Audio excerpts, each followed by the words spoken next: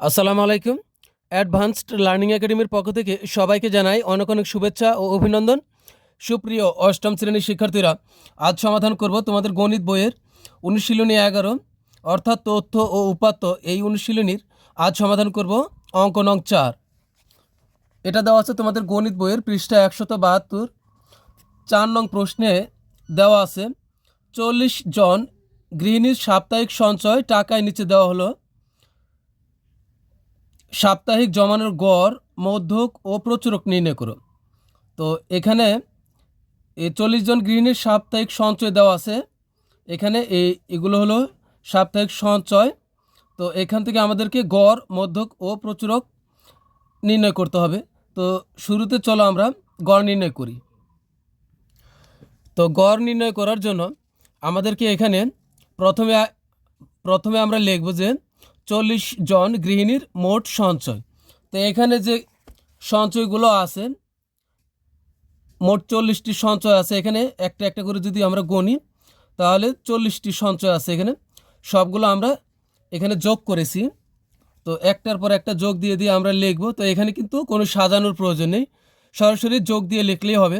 তো সবগুলো যদি যোগ করি তাহলে আমাদের হবে 6017।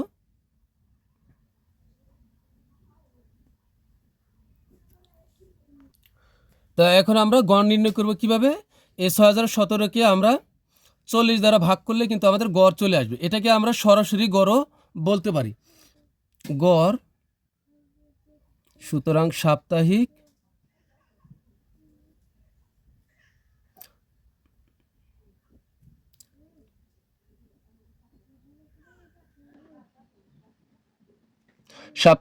জমানোর গড় সমান 6017। কতজন গৃহিণী? 40 জন। 40 দ্বারা ভাগ করব। 6017 ভাগ হলো 40, তাহলে আমাদের বের হলো 150।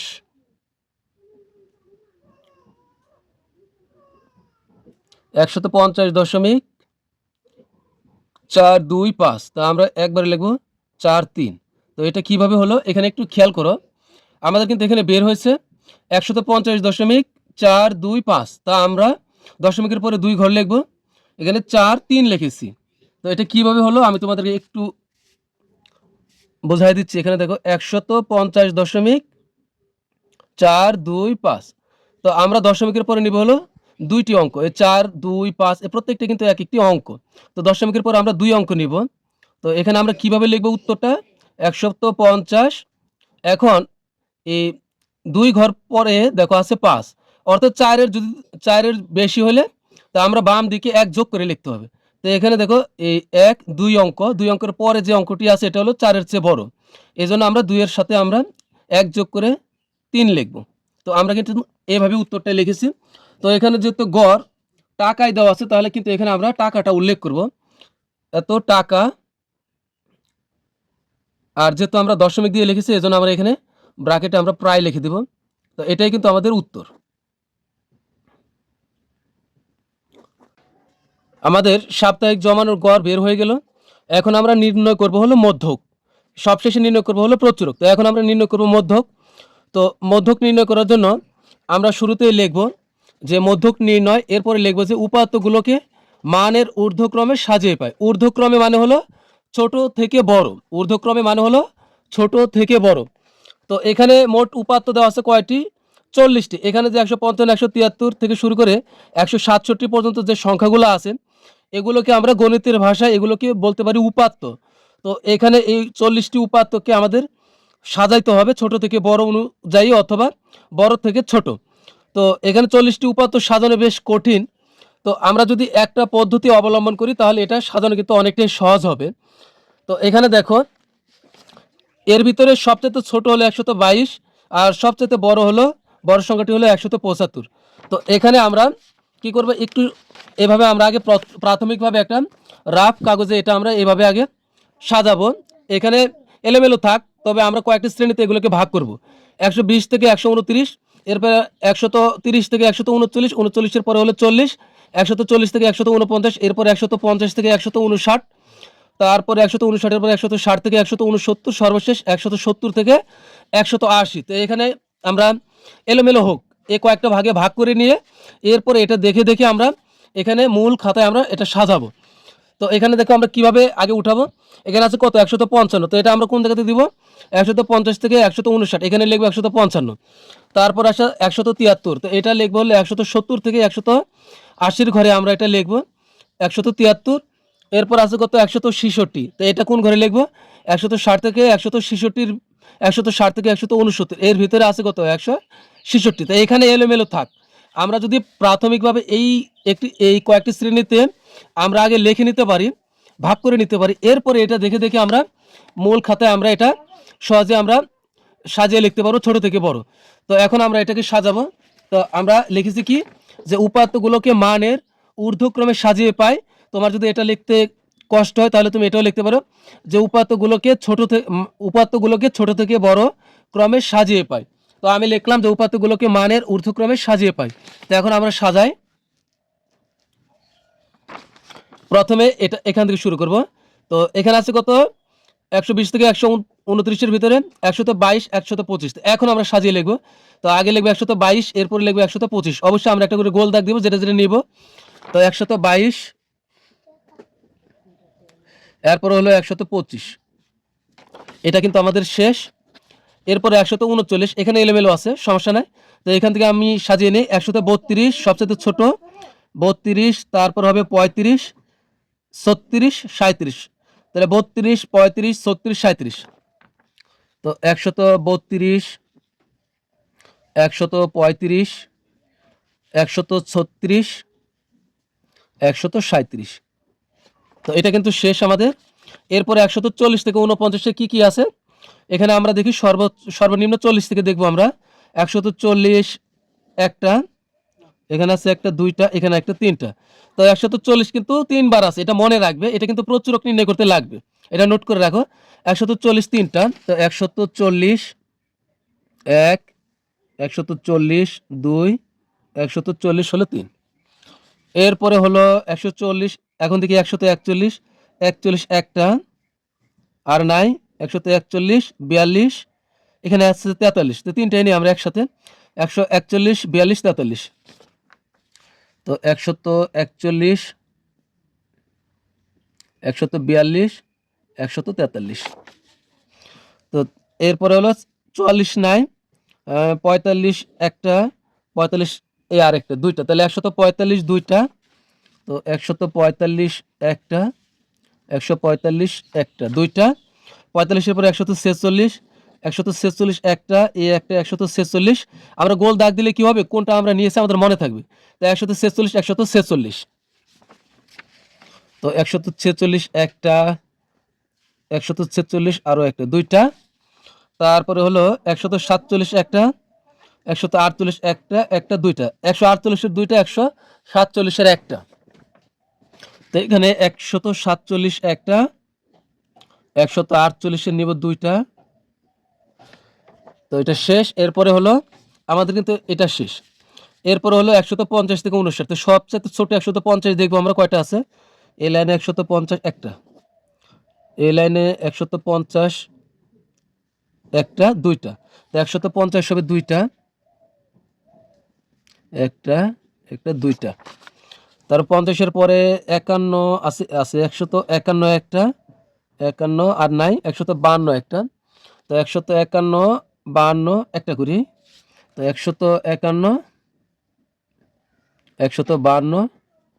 তারপরে নিব হলো 52-এর পরে 53 আছে কি, 53 নাই, 153 নাই, 155 একটা, 155 এখানে একটা, দুইটা। তো 155 হলো দুইটা, 155 একটা, 155 একটা, দুইটা, 155 দুইটা। এরপরে হলো 156 একটা, দুইটা, এই তিনটা। এই যে একটা নোট রাখবে 156 কিন্তু সবচেয়ে বেশি 3 বার পেলাম। তো 156 তিনটা, 156 একটা, 156 দুইটা, 156 হবে তিনটা। তো 56 শেষ। 157 আছে এখানে একটা, 57 একটা, 58 একটা, 59 একটা, 57, 58, 59। তো 157, 158, 159, তো হলো 3টা গেল। তো এখন এখানে কিন্তু আমাদের এটাও শেষ, বড়টা শেষ। এরপর হলো 160 থেকে 169, তো 160, তো 160 কয়টা আছে? একটা আর নাই। তো 160, 60-এর পরে 61 নাই, 62 আছে। আচ্ছা 62 লিখি, বেশি লিখতে গেলে আবার ঝামেলা হয়ে যাবে। 162, তারপরে 63 নাই, 164 আছে, তো 164, তারপরে 165 নাই, 166, 67, 68, 66, 67, 68, তো 166, তারপরও 167, 168, 3টা গেল। তো এখন বাকি আছে 169, তো এখানে হলো 169, তো এটাও কিন্তু আমাদের শেষ। এখন রইল 170 থেকে 80-র ভিতরে আছে 173 আর 175, তো 173, 175। এখন আমরা উপাত্তগুলোকে গুণে দেখি। 1 2 3 4 5 6 7 8 9 10 11 12 13 14 15 16 17 18 19 20 21 22 23 24 25 26 27 28 29 30 31 32 33 34 35 36 37 38 39 40, তাহলে কিন্তু আমাদের 40টি হয়ে গেল। তো এখন আমরা মধ্যক নির্ণয় করি। তো এখানে তো এখানে আমাদের লিখতে হবে যে এখানে উপাত্তের সংখ্যাকে আমরা n দ্বারা প্রকাশ করি। তো এখানে n সমান হলো এখানে n সমান হলো 40। তো এরপরে এখানে n সমান 40, যা জোর, এখানে জোর না কি, যা জোর সংখ্যা 40, যা জোর সংখ্যা, কারণ জোর আর বিজোড়ের জন্য আলাদা সূত্র হবে। উপাত্ত গুণার পর যদি আমরা জোর সংখ্যা পাই তাহলে একরকম সূত্র হবে, আর বিজোড় হলে কিন্তু আলাদা সূত্র হবে।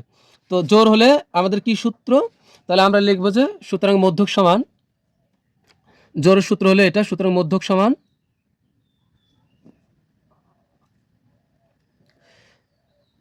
n/2 প্লাস n/2 তম পদ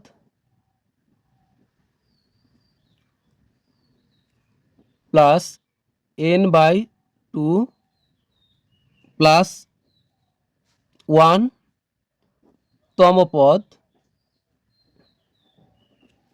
এরপরে ডিভাইডেড বাই 2, অর্থাৎ n কে 2 দিয়ে ভাগ, তারপরে হবে তম পদ যোগ আবার n কে আবার 2 দ্বারা ভাগ যোগ 1 তম পদ, এরপর সব শেষে এই সবগুলাকে, উপরে সবগুলোকে আমরা আবার 2 দ্বারা ভাগ করব। তো এখন আমরা মান বসাই। এখানে n এর মান কত? 40, তো n এর মান হবে 40, নিচে 2, তারপর হলো তম পদ যোগ হবে, এখানে n এর মান হলো 40, ভাগ হলো 2, যোগ হলো এই 1-এর 1, এরপরে ব্র্যাকেট দিয়ে লিখবো তম পদ, এরপরে সবশেষে আবার একে সম্পূর্ণটাকে আবার 2 দ্বারা ভাগ করব। তো এখন আমরা 40-কে যদি 2 দ্বারা ভাগ করি তাহলে কত হবে? 20, 40-কে 2 দ্বারা ভাগ করলে হবে 20, তার মানে হবে 20তম পদ যোগ, তাহলে 40/2, তাহলে এটার মানও হবে কত? 20, আর এখানে 1 যোগ করব তাহলে কত হবে? 21, অর্থাৎ এটা 40-কে 2 দ্বারা ভাগ করলে এখানে হচ্ছে 20, তো এখানে 40-কে 2 দ্বারা ভাগ করলে এখানে 20 হবে, আর এখানে হচ্ছে 1 যোগ করব, যেহেতু যোগ অবস্থায় আছে 1, তাহলে 20 আর 1 হবে 21, তো এখানে হবে 21তম পদ। এখানে সমষ্টি এগুলো লেখার প্রয়োজন নাই, তো এরপরে আমরা এ নিচে 2 দেব। তো এই লাইনটাতে তোমরা খেয়াল করো, এখানে কিন্তু আমরা 20 যোগ 21, 20-এর সাথে 21 যোগ করে ভাগ করলে কিন্তু হবে না। এখন আমরা 20তম পদ আর 21তম পদ আমরা এইভাবে গুণে দেখব, এই শুরু থেকে, যেহেতু এখানে আমরা সাজাইছি। তো এখন 20তম পদ কত হবে? 1 2 3 4 5 6 7 8 9 10 11 12 13 14 15 16 17 18 19 20, তা 20তম পদ হলো 150, আর লাগবে 21তম পদ, এখানেও আছে 150, তাহলে 20তম পদ হলো 150 যোগ আর 21তম পদ হলো 150। তো এইখানে তোমরা আর তম পদ কিন্তু এখানে আর লেখা যাবে না, হ্যাঁ, তম পদ আর এখানে লেখা যাবে না, কারণ এততম পদ কিন্তু আমরা লিখেই ফেলছি 150। তো ভাগ হবে 2। তো এখানে ভাগ করলে যোগ করলে কত হবে? 150 150 যোগ করলে হবে 300। 300 আর নিচে হবে 2। তো এখানে ভাগ করলে আমাদের হবে কত? এখানে বের হবে 100। 300কে 2 দ্বারা ভাগ করলে কত হবে? 150। তো 150। তো এটাই কিন্তু আমাদের মধ্যক নির্ণয় হয়ে গেল। তো এখানে আমরা উত্তর দিয়ে দিব বা লিখতে পারি, সুতরাং নির্ণয় মধ্যক।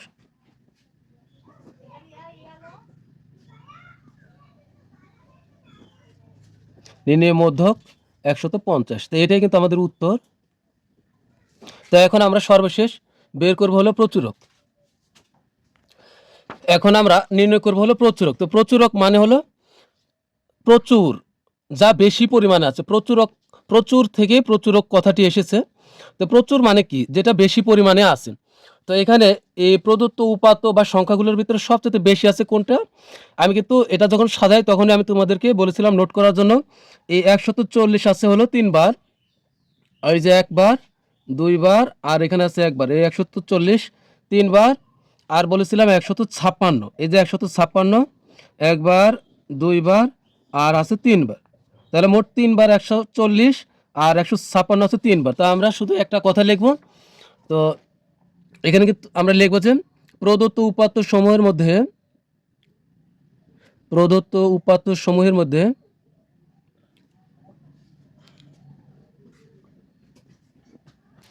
তো আমরা লিখব যে প্রদত্ত উপাত্ত সমূহের মধ্যে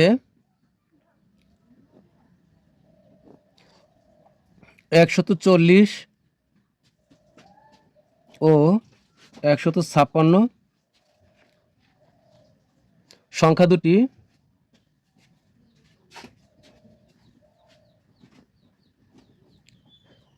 সর্বাধিক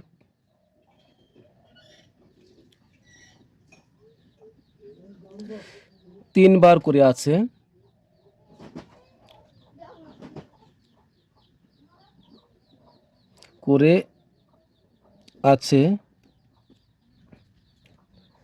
তাই 3 বার করে আছে। তো লিখব যে সুতরাং নির্ণয় প্রচুরক